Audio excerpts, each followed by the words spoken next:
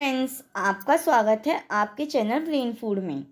इस वीडियो में हम जो बीए प्रोग्राम के जो स्टूडेंट हैं फर्स्ट सेमेस्टर के, जिनका डिसिप्लिन सब्जेक्ट है एजुकेशन का basic concept and ideas in education, उसके यूनिट सेकंड को हम स्टार्ट करने वाले हैं। इससे पहले मैं आपको बता देती हूँ कि जो आपकी यूनिट फर्स्ट थी उसमें आपके टोटल 4 चैप्टर थे और मैंने उन चारों के चारों चैप्टर्स को अपने चैनल पर प्रोवाइड करवा दिया है। अगर आपको उनके नोट्स चाहिए होंगे तो उनकी जो आपको मतलब जो वीडियो होगी ना उसके डिस्क्रिप्शन बॉक्स में वरना कमेंट बॉक्स में, दोनों में आपको पिन आउट करके मैंने रख रखा है, तो आप वहाँ से उसको पीडीएफ को गेट कर सकते हैं। ठीक है, अब हम इस वीडियो में स्टार्ट करेंगे जो आपकी यूनिट सेकंड है उसकी जो जो चैप्टर आपका फर्स्ट है ना, समाजीकरण और शिक्षा, इस चैप्टर को हम स्टार्ट करने वाले हैं। तो जैसे कि इसमें समाजीकरण लिख रखा है वर्ड, तो फर्स्टली तो आपको इस वर्ड का मतलब पता होना चाहिए कि आखिर में जो समाजीकरण है आखिर वो होता क्या है। तो आइए अब हम इसी को समझते हैं कि जो सामाजिकरण है वो है क्या। तो जैसे कि इसमें लिख रखा है कि जो मानव होता है वो एक सामाजिक प्राणी है। जैसा कि आप जानते हैं कि जो हम मनुष्य हैं वो कैसे हैं, वो हम समाज में ही तो रहते हैं। ये तो नहीं ना कि आप एक मतलब अकेले रहना पसंद करते हैं। कोई भी मनुष्य कैसा होता है, वो सामाजिक होता है, मतलब समाज में ही रहता है। ये नहीं होता कि वो इंडिविजुअली कहीं अकेले ही रहता है, वो समाज में, इसलिए उसको क्या कहा गया है, सामाजिक प्राणी कहा गया है। और समाज में रहकर ही वह अपना विकास कर सकता है। समाज में रहते हुए वह समाज की परंपराओं, विचारों तथा रहने के ढंग को अपनाता है। कि वो समाज में ही रहकर जो समाज में जैसी परंपराएं होती हैं, जैसे उनके विचार होते हैं, वो उन सभी चीज़ों को ग्रहण करता है। जैसे कि आप देखते हैं कि एक बच्चा जब पैदा होता है तो फर्स्टली तो उसका जो समाज होता है, एक देखा जाए तो उसका परिवार होता है। जो बच्चा होता है वो जो भी कुछ सीखता है फर्स्टली तो अपने परिवार में रहकर सीखता है। देन उसके बाद वो क्या करते हैं ना, समाज में उसको, समाज एक तरीके से सामाजिक होता है, वो फिर समाज के लोगों से मिलता है जुलता है। तो इस टाइप से जो कोई भी प्राणी है, कोई भी मनुष्य है, वो कैसा है, एक सामाजिक वो प्राणी है, इसलिए उसको सामाजिक प्राणी कहा है मनुष्य को। और यदि वह समाज के अनुसार जीवन व्यतीत नहीं करता है तो उसका समुचित विकास नहीं हो सकता है। अगर वो सोचे कि नहीं, मैं अपना अलग तरीके से रहूँगा और वो करूँगा, रहने का मेरा अलग वे होगा, तो वो एक तरीके से ना पिछड़ा हुआ माना जाता है, वो फिर समाज के अंतर्गत नहीं माना जाता। उसको ये नहीं समझा जाता कि हाँ, वो समाज के साथ क्या कर रहा है, एक तरीके से विकास कर रहा है। फिर वो कैसा हो जाता है, एक तरीके से समाज के अनुसार जीवन व्यतीत नहीं कर रहा होता, तो उसका जो समुचित विकास है वो भी नहीं हो पाता। इसलिए मानव समाज की परंपराओं और मान्यता को ही अपनाकर सामाजिक बनता है। जो मनुष्य है वो जो समाज की जो परंपराएं होती हैं, जो रीति रिवाज होते हैं, जो मान्यताएं होती हैं, उन सभी को अपनाकर वो एक क्या बनता है, सामाजिक प्राणी बनता है।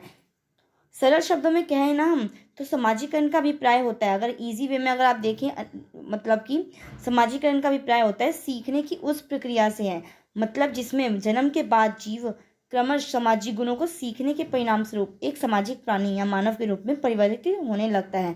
इट मीन्स जो समाजीकरण है वो एक ऐसी प्रक्रिया है जिसमें जो मानव होता है वो कुछ मतलब जो सामाजिक गुण होते हैं, जो भी समाज के जो गुण होते हैं, विचार होते हैं, जो मान्यताएं होती हैं, उनके बारे में सीखता है। और मानव जो क्या है, सामाजिक प्राणी में परिवर्तित होता है, उसको हमने क्या कहा है, समाजीकरण कहा है। तो आई होप आप समझ चुके होंगे कि जो सामाजिक है आखिर में, जो सामाजिक गुण है वो आखिर में है क्या, मतलब जो मनुष्य है वो सामाजिक प्राणी कैसे हैं और सामाजिकरण आखिर है क्या।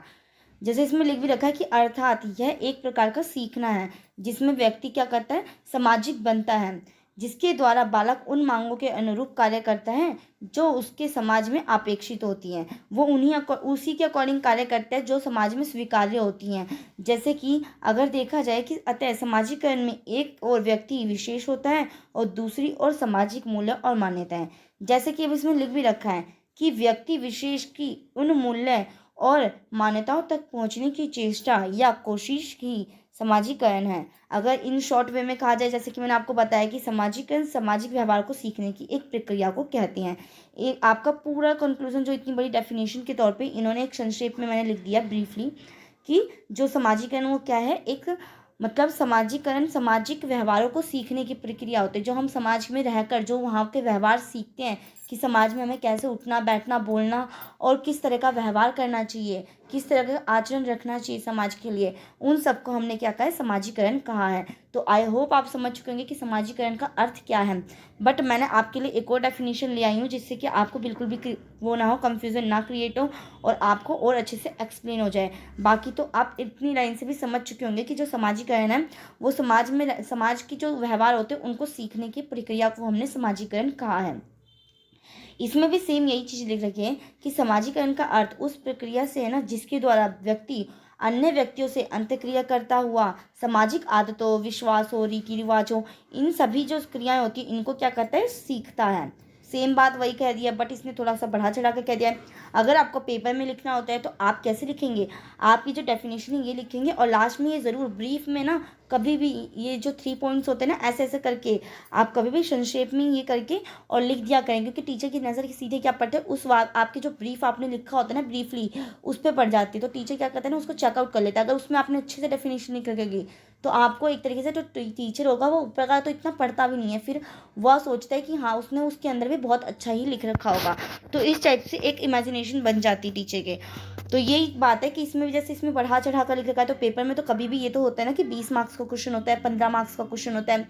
ये तो नहीं होता नहीं कि 2 मार्क्स का क्वेश्चन है तो आप इतना छोटा सी डेफिनेशन लिख के आ जाएं।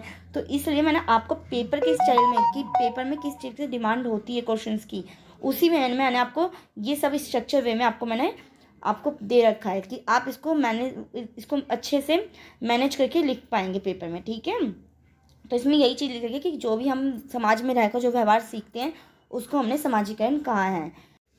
इस क्रिया के द्वारा व्यक्ति जन कल्याण की भावना से प्रेरित होते हुए अपने आप को अपने परिवार, पड़ोस तथा अन्य सामाजिक वर्गों के अनुकूल बनाने का प्रयास करता है, कि वो उसको अपने जो समाज के अकॉर्डिंग अपने आप को ढालने की कोशिश करता है, जिससे वह समाज का एक श्रेष्ठ और उपयोगी तथा उत्तरदायी सदस्य बन जाए तथा उक्त सभी सामाजिक संस्थाएं वर्ग उसकी क्या करें, प्रशंसा करें। तो इसलिए वो अपने आप को समाज के अकॉर्डिंग ढालने की कोशिश करता है कि जैसे समाज के गुण हैं, जो भी समाज की परंपराएं हैं वो उनको अच्छे से अपनाता है और उनके व्यवहार को सीखता है। और सीख कर इसी को तो हमने क्या कहा है ना, समाजीकरण का है कि जो व्यक्ति होता है, जो भी वो समाज में रहकर जो भी रीति रिवाज परंपराएं जो भी सीखता है उसी को हमने समाजीकरण कहा है।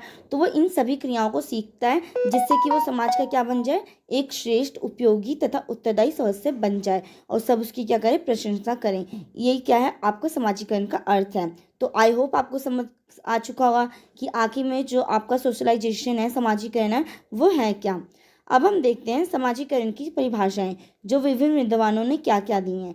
जैसे जो आपके फर्स्ट हैं जॉनसन, इनके मत अनुसार है ना, जो समाजीकरण है एक प्रकार का सीखना है। जैसे कि आपने ऊपर भी देखा कि जो भी व्यवहार सीखा जाता है उसको समाजीकरण का है।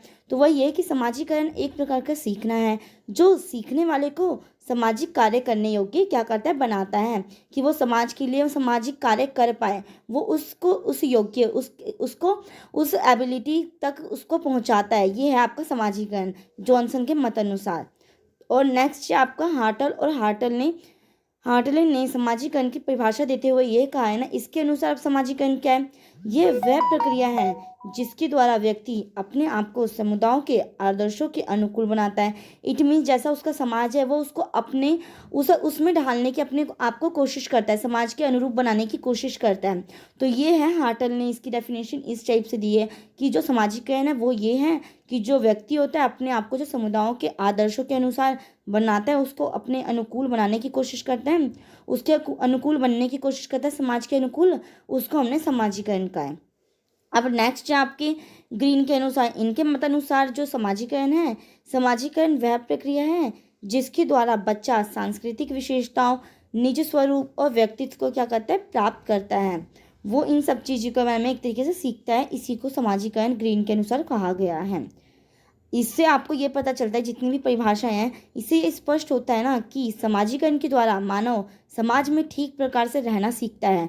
इट मीन्स वो समाज के लायक बनता है कि समाज में किस टाइप से हमें बैठना, बोलना, चालना और किस तरीके से समाज में रहना चाहिए। वो इन सभी गुणों को क्या करता है, अर्जित करता है। इसी को हमने समाजीकरण कहा है। जो भी वो व्यवहार समाज में रहकर सीखता है, इसी को हम समाजीकरण कहते हैं। और वह समाज के नियमों तथा व्यवहारों को अपनाकर अपना विकास करता है। वो सभी नियमों को अपनाता है, जो भी व्यवहार हैं, जो भी आचार हैं समाज के, उन सभी को अपनाकर वह क्या करता है, अपना विकास करता है।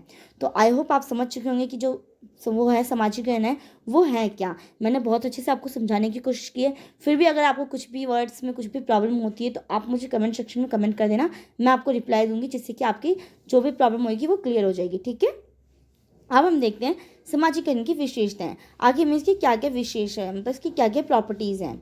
ठीक है, जो समाजीकरण की निम्न विशेषताएं हैं, जैसे कि जो समाजीकरण है ना वो सीखने की प्रक्रिया है। आप देख ही रहे हैं कि जो समाजीकरण का अर्थ ही होता है कि हम समाज में रहकर जो व्यवहार सीखते हैं समाज के, उनको हमने समाजीकरण कहा है। तो ये वही बात कही गई है ना कि जो समाजीकरण है वो एक सीखने की प्रक्रिया है जिसको हम सीखते हैं। तो समाजीकरण सीखने की प्रक्रिया है। इसके द्वारा व्यक्ति समाज में सांस्कृतिक आदर्श, मूल्य, परंपरा के अनुरूप व्यवहार करना सीखता है। जैसे कि कैसे बोलना, चालना और चलना, खाना कैसे खाना चाहिए, कपड़े कैसे पहनने चाहिए, समाज में रहकर ही बच्चा सीखता है। आप देखते हैं कि मान लीजिए किसी के भी परिवार में जैसे भी किसी भी ढंग का कुछ भी करते हो, मान लो कि किसी के जैसे कि वह वो घर में जैसे हम खाना क्या करते हैं, हाथ से खाते हैं, परंतु जैसे बच्चा बड़ा होता जाता है वो समाज में रहना सीखता है, उठना बैठना देखता है कि हाँ लोग किस टाइप से खाना खाने का तरीका है, तो वो स्पून से खाने लग जाता है। आप देखते हैं कि वो अगर बाहर के कंट्रीज़ में जाते हैं बच्चे, तो वो वहीं के अनुरूप ढाल लेते हैं अपने आप को। तो मतलब वो समाज के अनुरूप बनते हैं कि समाज में जिस तरीके से लोग रहते हैं, एग्जिस्ट करते हैं, वो उसको अपने अनुरूप बनने की उसकी कोशिश करते हैं। तो यही बात कही है ना कि जैसे चलना बोलना हो गया, खाना तथा कपड़े पहनना हो गया, पढ़ना लिखना आदि क्रियाएं व्यक्ति समाज में रहकर ही सीखता है। किंतु समाज में सभी प्रकार की क्रियाओं को सीखना समाजीकरण नहीं होता। अब वो कैसी क्रियाएं हैं जो सभी समाजीकरण नहीं है, जैसे कि जो झूठ बोलना हो गया, चोरी करना हो गया, शराब पीना, नशा करना, जुआ, ये सट्टा, ये सब क्या है, ये समाजीकरण की प्रक्रियाएं नहीं कहलाएंगी। क्योंकि इसको जो अच्छी आदतें होती हैं ना उसको हमने समाजीकरण कहा है। जो अच्छे व्यवहार होते हैं, जो आचार होते हैं अच्छे, उनको हमने समाजीकरण कहा है। जो व्यक्ति क्या करता है, सीखता है समाज में रहकर। परंतु जो ये बेकार चीज़ें, झूठ बोलना, चोरी करना, ये सब क्या है, ये समाजीकरण नहीं है। यह आपराधिक प्रवृत्ति को बढ़ावा देने वाली क्रियाओं को सीखना समाजीकरण नहीं होता है। अगर ये गंदी हरकतें सीखते हैं तो ये इसको हम समाजीकरण नहीं कहेंगे। ये क्रियाएं सीखने की प्रक्रिया के कैसे हैं पक्ष हैं, नकारात्मक पक्ष हैं, नेगेटिव पॉइंट वो है पक्ष हैं। ठीक है, तो अब हम देखते हैं जो सेकंड इसकी विशेषता में क्या आ गया, मानव व्यवहार को नियंत्रित करने में मदद करता है। इसकी सेकंड विशेषता ये है कि ये मानव व्यवहार को क्या करता है, नियंत्रित करता है, कंट्रोल करता है। अब वो किस टाइप से करता है, तो ये देखते हैं हम कि यह मानव व्यवहार को नियंत्रित करने में मदद करता है। एक व्यक्ति जन्म से मृत्यु तक प्रशिक्षण से गुजरता है, मतलब कुछ ना कुछ ज़रूर सीखता है। आप जानते ही हैं कि हमारी जो लाइफ है ऐसी है कि हम हर दिन, हर घंटे, हर सेकंड कुछ ना कुछ नया ज़रूर सीखते हैं। तो इसलिए इसने यही कहा है ना कि जो एक व्यक्ति है वो जन्म से मृत्यु तक कुछ ना कुछ ज़रूर सीखता रहता है, और उसके व्यवहार को कई तरीक़ों से क्या किया जाता है, नियंत्रित किया जाता है। अब वो जैसे सामाजिक व्यवस्था को बनाए रखने के लिए समाज में कुछ निश्चित प्रक्रियाएं या तंत्र होते हैं। ये प्रक्रियाएं मनुष्य जीवन का हिस्सा बन जाती हैं और मनुष्य समाज के साथ समायोजित हो जाता है। समाजीकरण के माध्यम से समाज में अपने सदस्यों के व्यवहार को अनजाने में नियंत्रित करने का इरादा रखता है। इटमी जो व्यक्ति होता है वो समाज एक तरीके से जो समाजीकरण है उससे उसकी विशेषता ये है ना कि ये मनुष्य के व्यवहार को नियंत्रित करता है, कि ये नहीं कि मनुष्य जो है अनुचित व्यवहार करे, इस टाइप के व्यवहार को वो कंट्रोल करने की कोशिश करता है जो समाजीकरण है। इट मीन्स जब समाज में रहते हैं तो हम इन सभी चीज़ों पर हमारा क्या होता है, नियंत्रण होता है, जो हमारे व्यवहार को क्या करते हैं, कंट्रोल करते हैं। तो इसमें यही बात कही गई है। ठीक है, अब हम देखते हैं अनुकरण से प्रभावित। इसकी एक विशेषता ये है कि ये अनुकरण से प्रभावित होते हैं जो समाजीकरण है। और मैं आपको एक बात बता देती हूँ, थोड़ा सा ना मेरा गला ख़राब है तो आप उसको नेगलेक्ट करना, थोड़ी आवाज़ आपको बहुत डिफरेंट नज़र आ रही होगी तो आप उसको इग्नोर करने की कोशिश करना, ठीक है ना, क्योंकि मुझे बोलने में भी थोड़ी दिक्कत हो रही है। अब हम देखते हैं अनुकरण से प्रभावित।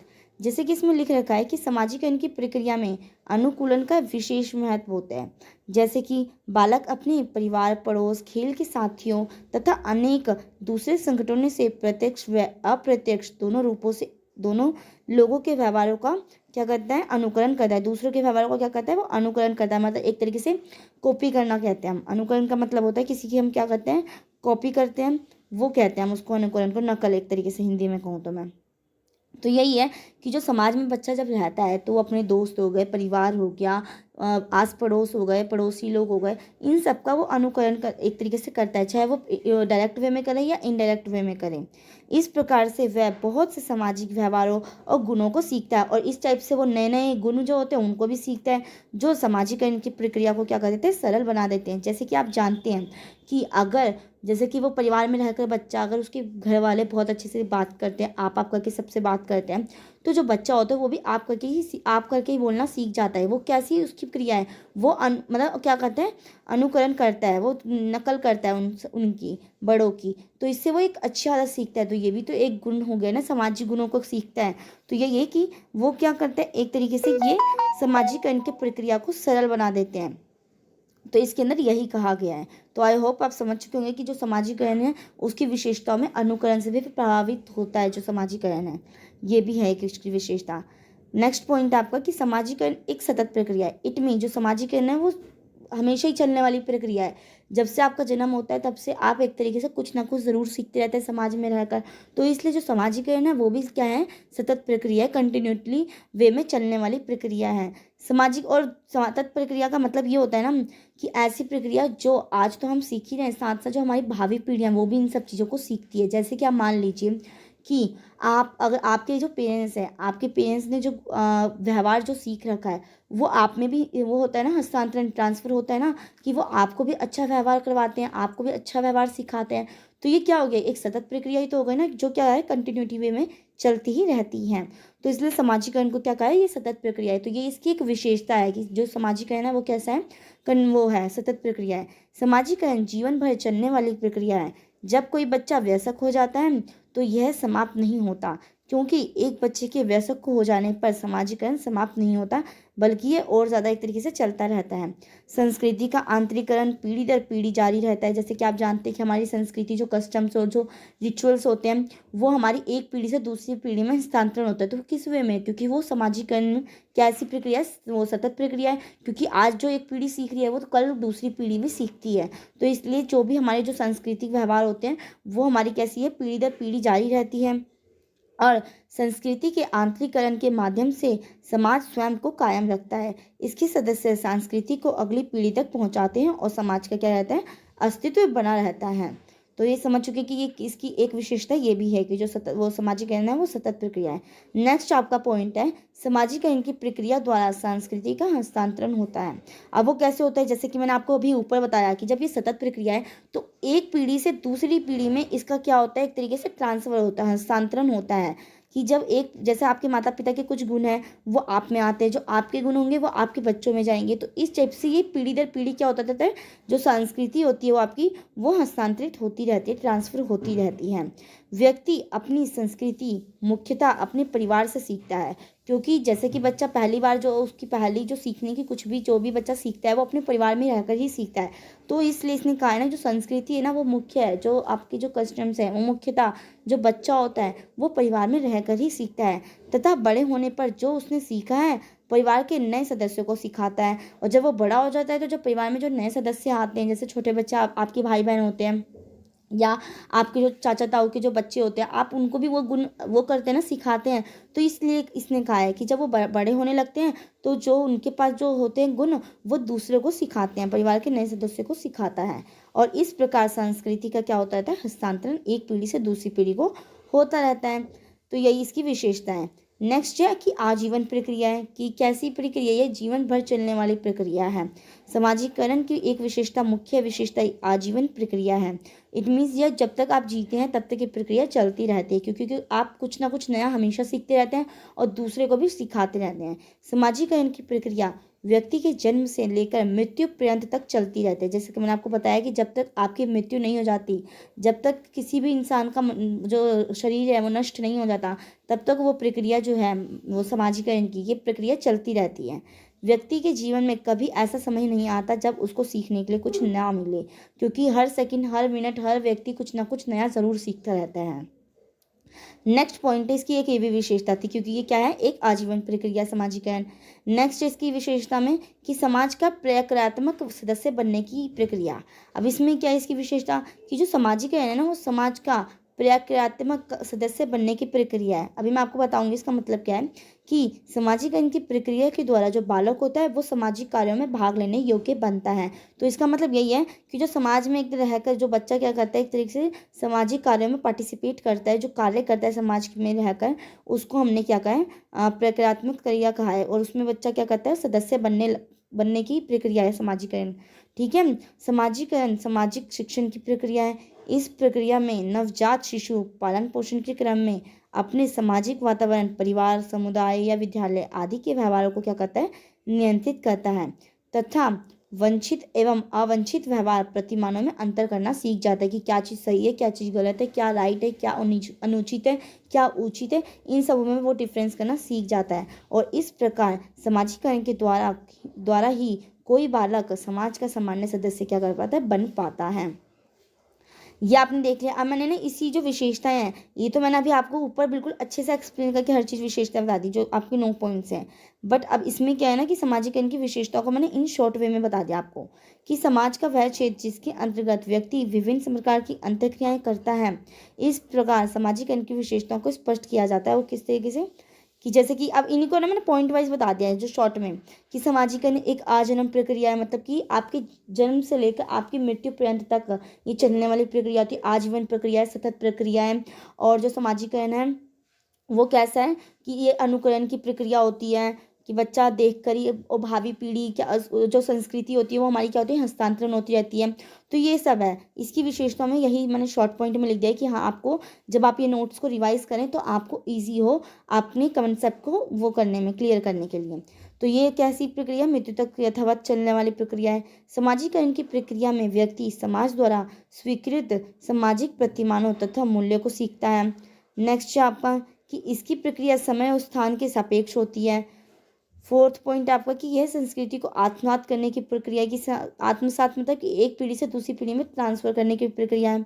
यह समाज का प्रक्रियात्मक सदस्य बनने की प्रक्रिया, जैसे कि मैंने अभी आपको ऊपर एक्सप्लेन भी किया कि जो बच्चा होता है, एक तरीके से कोई भी समाज में जो भी रहता है, सामाजिक जो पर्सन है, वो क्या है, ये सामाजिक कार्यों में भाग लेने के लिए योग्य बनाता है जो ये चीज़ें। तो यही इसका 8 पॉइंट आपका, 6 पॉइंट आपका कि इसके द्वारा व्यक्ति के आत्म का विकास होता है। इससे बच्चे के अंदर, मतलब जो भी व्यक्ति होता है उसके अंदर कैसा एक सेल्फ कॉन्फिडेंस सा वो होता है, विकास होता है। 7 पॉइंट आपका कि इसके द्वारा समाज या समूह अपनी संस्कृति को एक पीढ़ी से दूसरी पीढ़ी में क्या करते हैं, हस्तांतरित करते हैं। तो आई होप आप ये सब समझ चुके होंगे कि समाजीकरण की विशेषता क्या है, समाजीकरण का अर्थ क्या है, समाजीकरण की जो परिभाषाएं दी हैं जॉनसन और अनेक विद्वानों ने, उन सबको मैंने अच्छे से एक्सप्लेन कर दिया है। एक एक करके हम ये स्टेप बाय स्टेप बढ़ते हैं, क्योंकि जिससे कि आपके सारे डाउट्स क्लियर होते जाएँ, आपके जितने भी कॉन्सेप्ट हैं, जितने भी सब टाइटल्स हैं, ये सब क्लियर होते जाएँ। जैसे कि आप अपने थंबनेल पे देखकर आते हैं इस वीडियो के अंदर, तो आपको कुछ उसके लायक मिलना भी तो चाहिए ना इस वीडियो में। ऐसा तो नहीं कि हाँ सिर्फ थंबनेल बनाने से वीडियो के अंदर की क्वालिटी भी इंक्रीज़ हो जाती है, ऐसा नहीं होता है। जब तक आपको वीडियो के अंदर क्वालिटी बेस्ड ना मिलता है, तो इसलिए मेरी यही कोशिश रहती है कि आपको मैं वो सब क्वालिटी बेस्ड वो रखूँ जो आपके थंबनेल पर मैंने शो कर रखी है।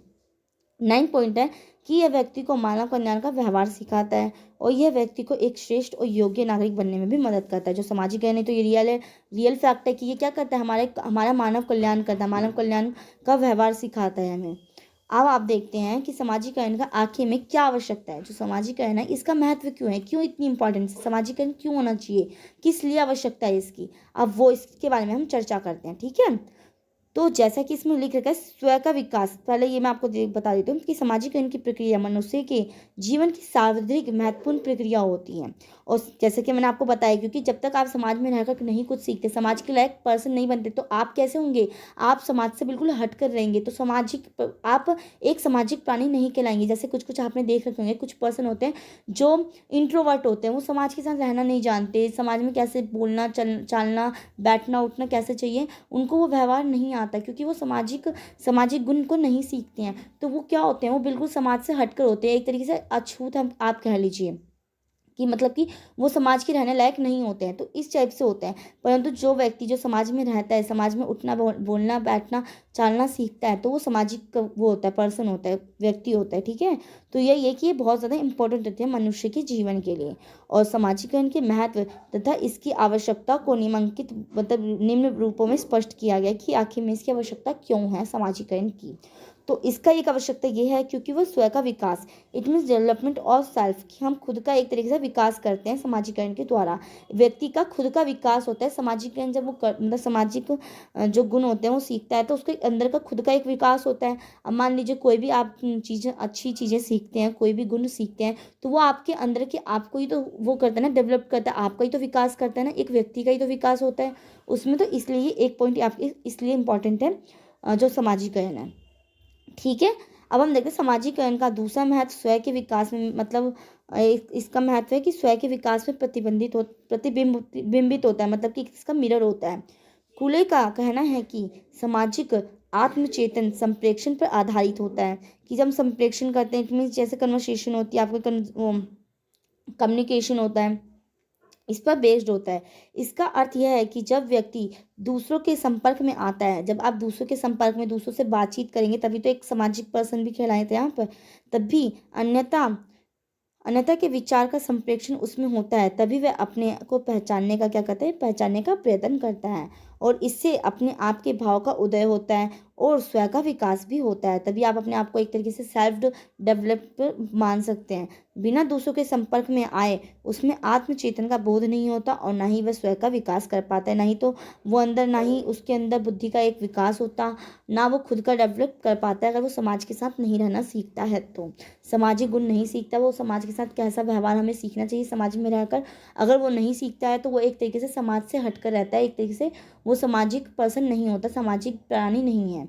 तो यही इसमें बोला है कि जो सामाजिकरण है वो इसलिए इम्पोर्टेंट है क्योंकि वो हमारे खुद के डेवलपमेंट के लिए बहुत ज़्यादा इम्पोर्टेंट रहता है। नेक्स्ट, इसकी इम्पोर्टेंस इसलिए है क्योंकि ये अनुशासनिक शिक्षा है, क्योंकि हमें डिसिप्लिन सिखाती है, समाज में रहने का डिसिप्लिन सिखाते हैं। सामाजिकरण के द्वारा ही तो हम सीख पाते हैं ना कि हमें समाज में किस टाइप से रहना चाहिए, तो ये इसलिए इम्पोर्टेंट है। जैसे कि इसमें लिखा हुआ भी है कि व्यक्ति के जीवन में सर्वाधिक महत्व अनुशासन का होता है। इट मीन जो डिसिप्लिन होता है वो हमारी लाइफ में बहुत ज़्यादा इम्पोर्टेंट रखता है। व्यक्ति का आंतरिक स्वरूप विद्रोहात्मक होता है और सामाजिकरण से प्राप्त अनुकूलन के पश्चात उसमें सामाजिक व्यवस्थाओं के प्रति अनुशासनात्मकता प्रवृत्ति का उदय होता है। क्योंकि जैसे कि आप जानते हैं कि कोई भी मनुष्य जो होता है एक तरीके से जो उसका इंटरनल जो वो होती है दृष्टि, वो विद्रोहात्मक होती है, परंतु जैसे वो मतलब समाज में जब रहता है, सामाजिकरण जब वो सीखता है, मतलब सामाजिकरण उसके अंदर समाज में रहकर जो व्यवहारों को सीखता है, तो उससे उसके अंदर क्या आता है ना, उसमें अनुशासनात्मक मतलब प्रवृत्ति आती है, मतलब वो डिसिप्लिनरी हो जाता है, डिसिप्लिन उसमें आ जाता है, डिसिप्लिन का उसमें उदय होता है और उससे वह समाज में सम्मान तथा जीवन में प्रगति की उपलब्धि करता है। यह सामाजिकरण के महत्व को और अधिक स्पष्ट करता है। तो इसलिए बहुत ज़्यादा इम्पॉर्टेंट है, क्योंकि इसलिए इसका महत्व है सामाजिकरण का हमारी लाइफ में, व्यक्ति की लाइफ में इसलिए महत्वपूर्ण है, इसलिए आवश्यक है, क्योंकि ये वो अनुशासनिक शिक्षा के लिए भी बहुत ज़्यादा इम्पॉर्टेंट है। ठीक है, अनुशासन सिखाता है हमें एक तरीके से सामाजिकरण। थर्ड पॉइंट है, इसकी इसलिए इम्पोर्टेंट है कि इसलिए ये आवश्यकता है वो सामाजिकरण की, क्योंकि आकांक्षाओं की पूर्ति, इट मीन जो सामाजिकरण से ना व्यक्तियों को वह भी उपाय का भी पता चलते हैं जो समाज द्वारा मान्य होते हैं। इट मीन्स वो जो समाज के लिए इम्पोर्टेंट है, जो समाज उसको मानता है, जो चीज़ एग्जिस्ट करती है समाज में और जिनके द्वारा वह अपनी इच्छाओं का निर्धारण और उसकी पूर्ति कर सकता है, इसलिए जो सामाजिकरण आवश्यक है। फोर्थ पॉइंट है व्यक्तित्व का विकास। ये व्यक्तित्व का विकास करती है, पर्सनैलिटी बढ़ाती है, जो व्यक्ति की एक पर्सनैलिटी होती है उसको इम्प्रूव करने का, उसको डेवलप करने का एक वो है, एक तरीके से माध्यम है सामाजिकरण, इसलिए बहुत ज़्यादा इम्पोर्टेंट है। जैसा कि इसमें लिख रखा है कि मनुष्य के व्यक्तित्व का समग्र विकास सामाजिकरण द्वारा ही होता है। इट मीन्स समग्र विकास का मतलब पूरा विकास है, मतलब मान लीजिए उसका शारीरिक विकास हो गया, उसका मानसिक विकास हो गया, उसका संवेगात्मक विकास हो गया, उसका हर टाइप से जो व्यक्ति होता है उसका विकास हो गया। परंतु अगर बोला जाए कि समग्र विकास, उसका पूरा पूर्ण डेवलपमेंट वो उसका तभी हो पाता है जब वो सामाजिकरण द्वारा ही, मतलब सामाजिकरण उसके अंदर होता है, मतलब समाज में रहने का, उसे बोलने का चालने का उसको ढंग आता है, समाज में रहने लायक वो व्यक्ति होता है, तभी वो क्या होता है एक तरीके से पूर्ण समग्र विकास का माना जाता है, समग्र विकास उसका होता है। और सामाजिकरण द्वारा व्यक्ति जिन गुणों का आंतरिकरण कर लेता है, इट मीन जिन गुणों को वो अपने अंदर उसको अपनाता है, उन्हीं से उसके व्यक्तित्व का आधारशिला बनती है, क्योंकि सीख वह गुणों का आंतरिकरण विभिन्न मनुष्यों से भिन्न भिन्न रूपों में होता है। क्योंकि जैसे कि आप जानते हैं कि हर व्यक्ति अलग अलग चीज़ों का एक तरीके से अलग अलग गुणों को क्या करता है, अपने अंदर अपनाता है, आंतरिकरण करता है। अतः सबका व्यक्तित्व अलग अलग ही विकसित होता है, और जैसा वो सीखता है उसकी उसी हिसाब से उनकी पर्सनैलिटी डेवलप्ड होती है, उसी हिसाब से एक व्यक्ति के व्यक्तित्व का विकास होता है। तो इसलिए जो समाजीकरण है वो बहुत ज़्यादा आवश्यक है अपनी लाइफ के लिए, क्योंकि एक तो वो व्यक्तित्व का विकास करता है, दूसरा वो आकांक्षाओं की हमारी पूर्ति भी करता है, समाजीकरण के द्वारा हमारी आकांक्षाओं की भी पूर्ति होती है। और तीसरा है कि ये अनुशासनिक शिक्षा देता है, एक तरीके से हमें डिसिप्लिन करना सिखाता है, हमें समाज में कैसे रहना चाहिए अनुशासन तौर पे वो चीज़ करना सिखाता है, इसलिए इम्पॉर्टेंट है जो हमारा समाजीकरण है। और फर्स्ट जो है वो हमारा क्या करता है, ये हमारे स्वयं का विकास करता है, इट मीन्स सेल्फ डेवलपमेंट करता है। और फिफ्थ आपका इसकी आवश्यकता इसलिए है क्योंकि ये सामाजिक विकास, मतलब ये समाजीकरण क्या करता है, सामाजिक विकास ही तो करता है ना। जैसे कि मैंने आपको बताया कि एक व्यक्ति के शारीरिक विकास हो गया, मानसिक विकास हो गया, संवेगात्मक विकास हो गया, इस टाइप के विज्ञानात्मक विकास हो गया। परंतु जो समाज का एक तरीके से समाजीकरण जब वो करता है तो उसका क्या होता है, समग्र विकास होता है। तो इसमें यही है ना कि समाज के योग्य बनना ही सामाजिक बनना है, ठीक है। जब हम समाज के लायक बनते हैं तो उसी को हमने सामाजिक बनना कहा है। व्यक्ति समाज में दूसरों के साथ जो व्यवहार करता है वही सामाजिकता होती है। जैसा हम व्यवहार करते हैं समाज में उसी को हम अपना सामाजिकता कहते हैं। और यह सामाजिकता उसमें कहाँ से आती है, और यह उसमें सामाजिकरण के माध्यम से ही आती है। जैसे कि आप जानते हैं जो बच्चे के अंदर जो सामाजिकता होती है, समाज में हमें कैसे रहना चाहिए, कैसा व्यवहार करना चाहिए समाज में रहकर, ये जो सामाजिकता है बच्चे के अंदर कहाँ से आती है, ये उसी सामाजिकरण से तो आती है ना। क्योंकि सामाजिकरण का अर्थ क्या है कि जो भी हम व्यवहार, जो भी आचरण हम समाज में रहने लायक सीखते हैं, समाज में रहने के लिए जो चीज़ें व्यवहार सीखा जाता है उसी को हम सामाजिकरण कहते हैं। तो ये सब ओनली पॉसिबल किसके कारण है, सामाजिकरण के माध्यम से ही आती हैं। केवल सामाजिकरण द्वारा ही एक व्यक्ति क्या होता है, एक सामाजिक प्राणी बन पाता है। तो आपने देख लिया कि जो सामाजिकरण है वो किस लिए आवश्यक है, सामाजिक विकास करने के लिए आवश्यक है। 6 पॉइंट है कि ये सामाजिक समायोजन के लिए आवश्यक है। क्यों है, क्योंकि यह समाजीकरण का महत्वपूर्ण उद्देश्य यह है कि व्यक्ति अपनी इच्छाओं, दुर्दशाओं को भूलकर कैसी भी विकट परिस्थिति में लोगों के साथ जिस प्रकार सहिष्णुतापूर्ण व्यवहार करके निर्वाह कर सकता है उसे समायोजन कहते हैं। इट मीन्स जो भी उसके साथ समाज में जो भी बुराइयां उसने सही हो, इट मीन्स जैसे कि उसकी कोई भी मतलब बुराई की गई हो, जो भी इच्छाएं हैं समाज में, या फिर जो भी प्रॉब्लम्स उसने फेस करी हो, उन सभी को भूलकर जब वो दोबारा से खड़ा होकर समाज में रहता है तो उसको हमने सामाजिक समायोजन कहा है। यही उसमें धैर्य और कुशलता का समावेश करता है जो आगे चलकर व्यक्ति के विशिष्ट गुण बनते हैं। तो जब हम किसी चीज़ को भूल जाते हैं, मान लीजिए कि आपके साथ जो आप आस पड़ोस, मैं आपको एग्जांपल के थ्रू समझाती हूँ। जैसे कि आपके आस पड़ोस वाले आपके साथ कुछ बुराइयां करते हैं, मतलब कि जो भी आपके साथ तो कुछ दुर्व्यवहार करते हैं, परंतु अगर आप उसे भूल जाएं और फिर वापस से उस समाज में रहने लग जाएं, उस वापस से आप मिलजुल कर रहने लग जाएं, तो वो आपके अंदर क्या दिखाता है, वो आपके अंदर ऐसे गुणों को विकसित करता है जिससे आपके धैर्य, कुशलता, ये सब गुणों को वो विकसित करता है। जिसलिए कहा गया है कि जो सामाजिकरण है ये बहुत ज़्यादा इंपॉर्टेंट है, क्योंकि ये क्या करता है, सामाजिक समायोजन की भी एक तरीके से गुण को अर्जित करता है एक व्यक्ति के अंदर। इसलिए सामाजिकरण की आवश्यकता होती है। तो आप समझ चुके हैं कि जो सामाजिकरण है वो हमारी लाइफ में कितना ज़्यादा महत्वपूर्ण है, क्यों इतना ज़्यादा आवश्यक है हमारे सामाजिकरण हमारी लाइफ के लिए, व्यक्ति की लाइफ के लिए। तो अब देखते हैं हम आगे क्या पढ़ते हैं। तो आगे आपका जो पॉइंट है वो है कि सामाजिकरण को प्रभावित करने वाले कारक कौन कौन से हैं। इट मीन्स सामाजिकरण को कौन कौन से फैक्टर जो प्रभावित करते हैं। आखिर में जो सामाजिकरण में जैसे हमारे माता पिता हो गए, हमारा परिवार हो गया, जो हमारे स्कूल हो गए, उसकी क्या क्या भूमिका होती है, वो कैसे हमारे अंदर एक सामाजिकरण के गुण अर्जित करते हैं। जैसे कि इसमें लिख रखा है कि किसी भी बालक के सामाजिकरण की प्रक्रिया में महत्वपूर्ण कारकों का योगदान होता है। जो कारक निम्न है, जैसे कि आपका पालन पोषण हो गया। बालक के सामाजिकरण पर पालन पोषण का गहरा प्रभाव पड़ता है, क्योंकि जैसा उसका रख रखा होगा, जैसा उसका पालन पोषण पोषण किया जाएगा, पालन पोषण किया जाएगा, जैसे परिवार से वो बिलोंग करता है, उसी टाइप से उसका सामाजिकरण का विकास होता है। उसके अंदर उसी टाइप से क्या होते हैं, गुण अर्जित होते हैं। जिस प्रकार का वातावरण बालक को मिलता है, जैसे कि आप जानते हैं कि अगर अच्छे घर में बच्चा, एक तरीके से देखा जाए कि जिस घर में एक दूसरे को अच्छे से रिस्पेक्ट दी जाती है, अगर उस घर में एक बच्चे का जन्म होता है तो वो बच्चा भी उसी टाइप के गुणों को अर्जित कर जाता है। परंतु अगर दूसरी और वहीं अगर एक लड़ाकू झगड़ालू एक घर होता है, अगर उसमें वो बच्चा पैदा होता है तो वो उस टाइप के गुणों को अर्जित करता है। तो वो गुण नहीं होते, वो सामाजिक गुण तो नहीं है। जैसे कि आपने ऊपर पढ़ा भी था, चोरी डकैती, झूठ बोलना, ये सब करना, ये सब क्या है, अपहरण करना, ये सब सामाजिक गुण नहीं है, ये उसके नकारात्मक पहलू हैं। तो यही है कि जिस प्रकार का वातावरण बालक को प्रारंभिक जीवन में मिलता है तथा जिस प्रकार से माता पिता बालक का पालन पोषण करते हैं, उसी के अनुसार बालक में भावनाएं एवं अनुभूतियां विकसित होती हैं। इसलिए जो फैक्टर्स होते हैं, जो कारक हैं, ये सारे कारक पालन पोषण, परिवार, स्कूल, विद्यालय, माता पिता, जो आपकी मीडिया हो गई, ये सारे कारक बहुत ज़्यादा प्रभावित करते हैं समाजीकरण को। तो इसलिए इसकी इन्होंने भूमिका को दिखा रखा है। नेक्स्ट आपका सहानुभूति। अब सहानुभूति में क्या हो गया कि जैसे कि पालन पोषण की भांति सहानुभूति का भी बालक के सामाजिकरण पर गहरा प्रभाव पड़ता है। इसका कारण यह है कि सहानुभूति के द्वारा बालक में अपनत्व की भावना विकसित होती है कि हाँ, वो एक मतलब अपने आप को दूसरे को अपना मानता है कि हाँ, उसके उसके लिए मेरे अंदर कुछ फीलिंग्स हैं, वो हमारा है। इस टाइप से होते हैं ना कि अपनत्व की भावना, कि हमें किसी को, अगर कोई दूसरा भी होता है, जैसे पड़ोसी भी होता है, बट हमारे उनके साथ ऐसे रिलेशनशिप होता है, हमारे उनके साथ ऐसा व्यवहार होता है कि जिससे कि हमें कैसी फीलिंग आती है उनके साथ, अपनेपन की भावना आती है। तो इसलिए इसने कहा ना कि बालक में अपनत्व की भावना विकसित होती है, जिसके परिणाम स्वरूप वह एक दूसरे के साथ भेदभाव करना सीख जाता है। तो मतलब कि वो एक तरीके से उनमें डिफ्रेंशिएट कर पाता है। ये चीज़ इसमें कही गई है।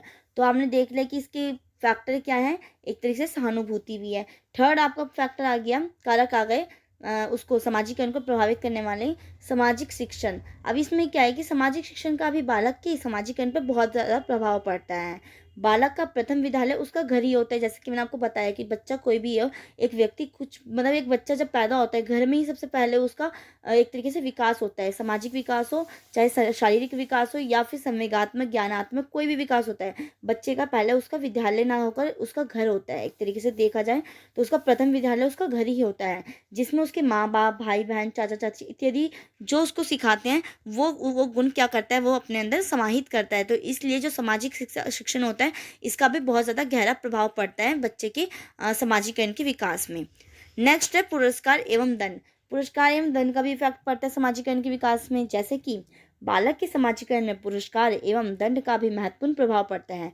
जब बालक के समाज के आदर्शों और मान्यताओं का अनुसार व्यवहार करता है, जैसे कि अगर जो भी उसके लिए समाज में जो व्यवहार है, जो मान्यताएं हैं, जो परंपराएं हैं, वो बच्चा अगर पूर्ण रूप से मानता है, जो करता है, जैसे समाज में जैसा रहना चाहिए वो उस अकॉर्डिंगली व्यवहार करते हैं, तो उस बच्चे को क्या किया जाता है, पुरस्कार के थ्रू सम्मानित किया जाता है। मतलब पुरस्कार भी मिलता है, जिससे कि उसके अंदर प्रोत्साहन आता है, उसको प्रेरित करता है उसको और अच्छे से कार्य करने के लिए।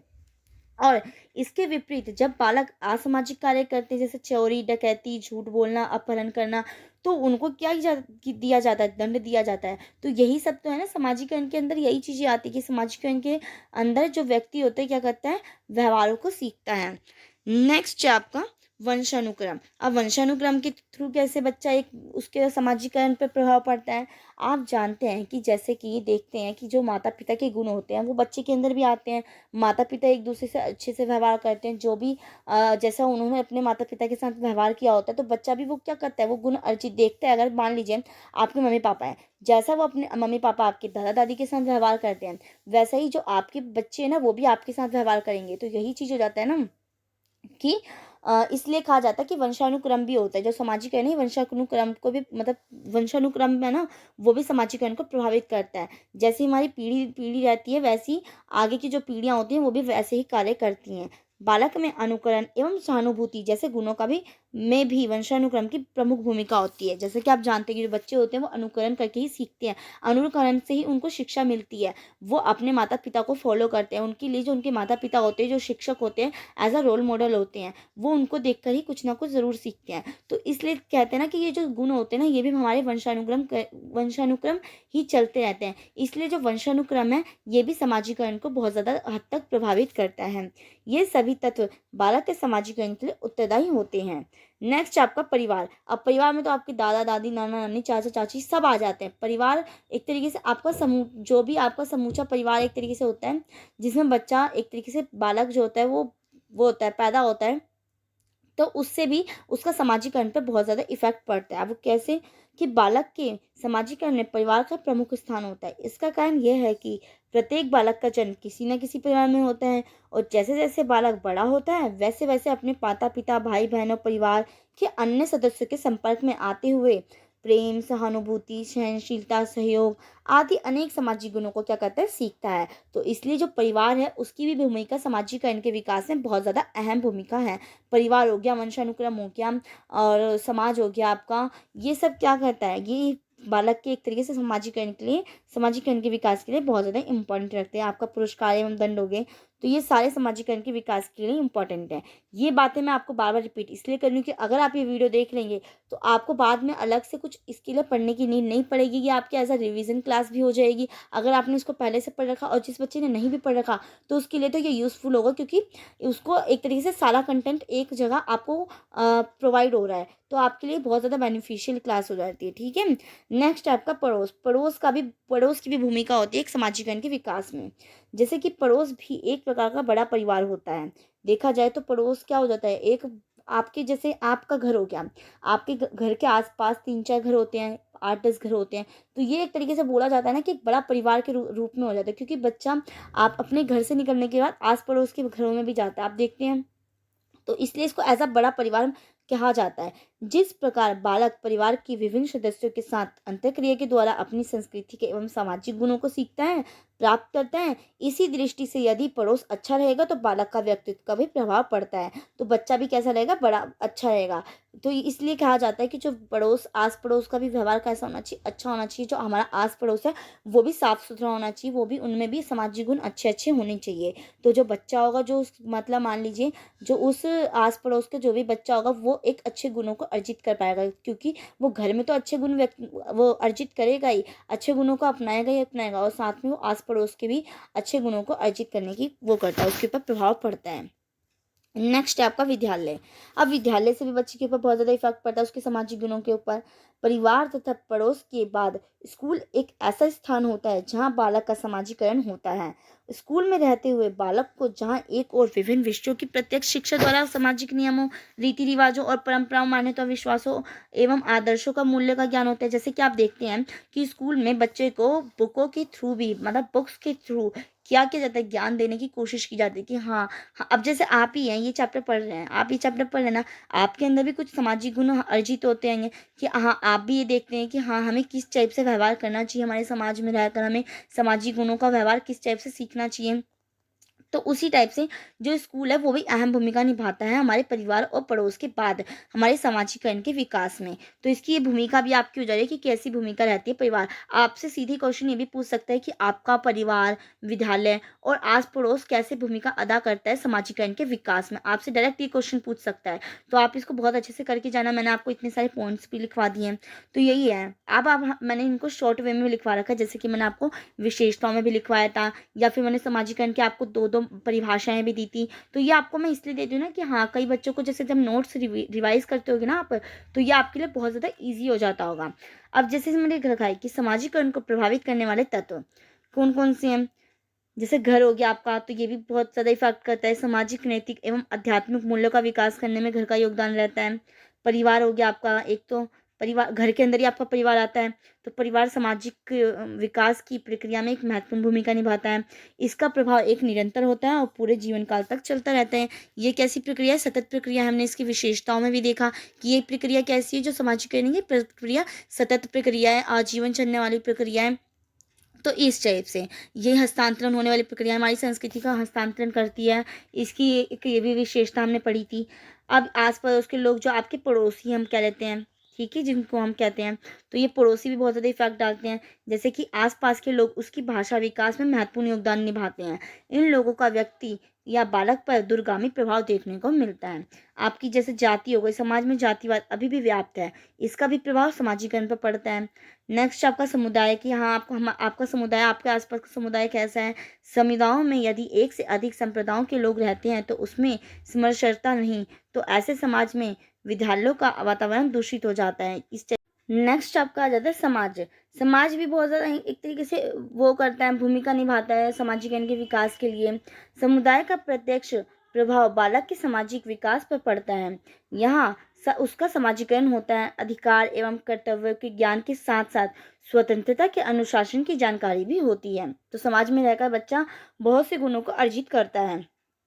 नेक्स्ट आपका आ गया 7th है विद्यालय। जैसे कि मैंने आपको ऊपर भी बताया कि हाँ, विद्यालय की भी भूमिका होती है बच्चे के सामाजिक विकास, समाजीकरण के विकास के लिए। समुदायों का प्रभाव माध्यमिक शिक्षा पर देखा जाता है। देश में माध्यमिक शिक्षा के विकास में समुदायों का योगदान प्रमुख है।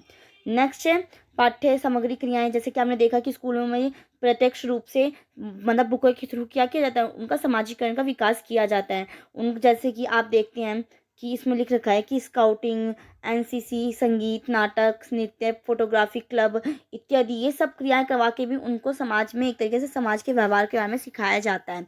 तो यही इसमें कहा गया। नेक्स्ट आपका धर्म। अब धर्म भी की हमारे समाज में गहरी जड़ें हैं। जैसे कि आप जानते हैं कि अभी तक जो जाति हो गई, धर्म हो गया, इन सब में अभी तक मतलब इतना ज़्यादा वो इक्वलिटी नहीं देखी जाती। तो ऐसे में व्यक्ति के जीवन में धर्म की आध्यात्मिक भूमिका खो सी गई है और वह सामाजिक जड़ता का जरिया बन गया है। तो इसमें यही कहा गया है ना कि जो धर्म है ना, धर्म भी एक तरीके से हमें बहुत सी जो सामाजिकरण की समाज की जो व्यवहार होता है उन सब चीज़ों में बताता है। अलग अलग धर्म के लोग अलग अलग टाइप से व्यवहार करते हैं, समाज में रहने का उनका अलग अलग नज़रिया रहता है। तो यही बात कही गई कि धर्म के अकॉर्डिंग है ना, फिर वो होता जा रहा है। ये जो उनकी आध्यात्मिकता है उसकी खोती जा रही है टाइम के साथ साथ। तो इसमें आपने यही देखा कि बालक के व्यक्तित्व पर सबसे अधिक प्रभाव उसके माता पिता और धीरे धीरे परिवार के अन्य सदस्य, भाई बहन, चाचा चाची इत्यादि संपर्क में बालक के आते हैं और इनका बहुत गहरा प्रभाव पड़ता है। इनकी बहुत ज़्यादा भूमिका होती है समाजीकरण के अंदर। अगर आपसे यूँ पूछ लिया जाए कि समाजीकरण के प्रभाव के कारक बताइए, तो भी आप इसमें ये लिख सकते हैं। और अगर आपसे यूँ पूछा जाए कि परिवार की क्या भूमिका होती है समाजीकरण के विकास में, या विद्यालय की क्या भूमिका होती है समाजीकरण के विकास में, तो आप इन दोनों को अपने क्वेश्चन के उसमें करके आप इसको अपने वे में लिख सकते हैं, अपनी हैंडराइटिंग में, अपने मतलब कि उसमें माइंडसेट से आप लिख सकते हैं इसको। ठीक है, तो इसके अंदर यही है, मैंने आपको वैसे करवा दिया है जो भी पॉइंट था। आप इसको आपसे घुमा फिरा के जैसे भी क्वेश्चन पूछ ले तो आपको कंफ्यूज नहीं होना, आपको वही चीज़ें लिखनी है जो मैंने आपको करवाई हैं।